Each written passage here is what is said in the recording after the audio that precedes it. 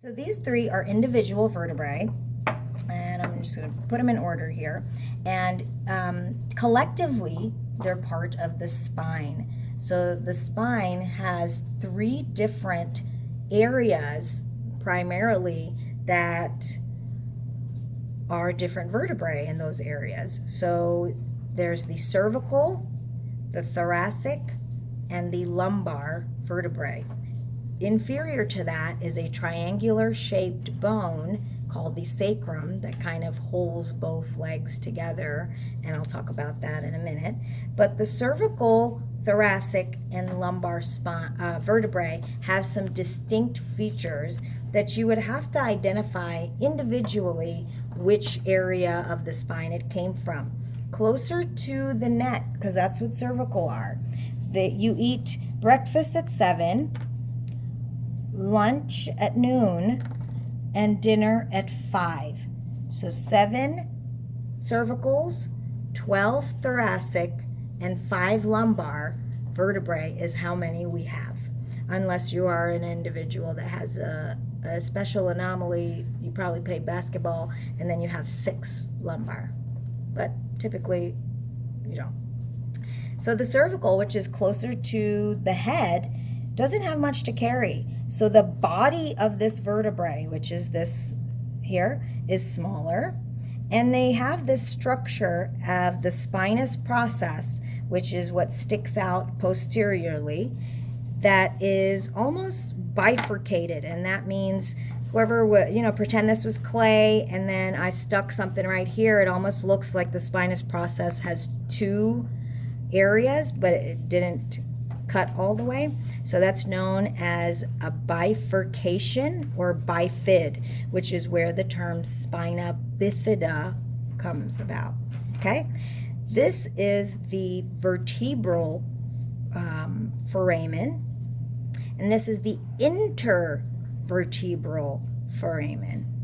So the cervical spine or vertebrae is tiny, is a little bit smaller. And this one in particular can be anything from C3 to C7. And I'll show you what C1 and 2 look like because they don't look like any other vertebrae. The process that's sticking superior is known as the superior articular process. And that same bump on the bottom is known as the inferior articular process. And the portion that kind of sticks out horizontally is known as the transverse process. Okay? So what's a little bit different on the C1 and C2 is because these guys come together to give us our ability to turn our heads, rotate our heads, and say no.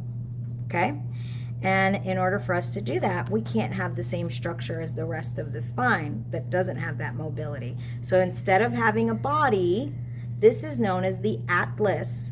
And instead of having a body and a spinous process, it has an anterior and posterior arch and process.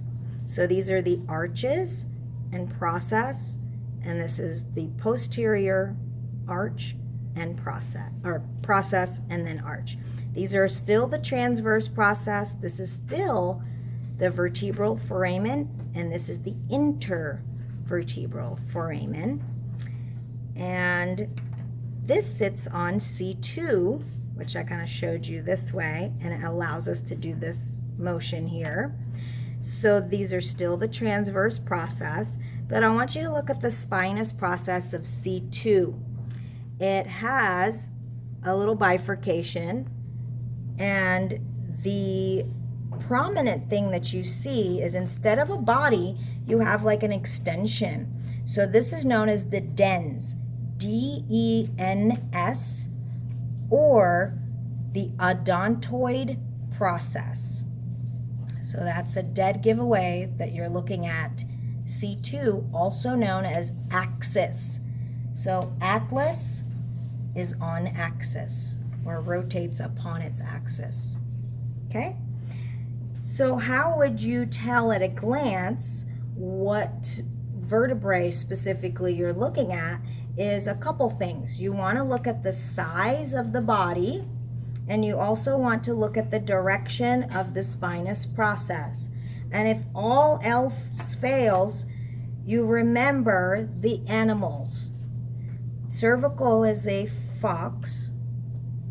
Thoracic is an anteater.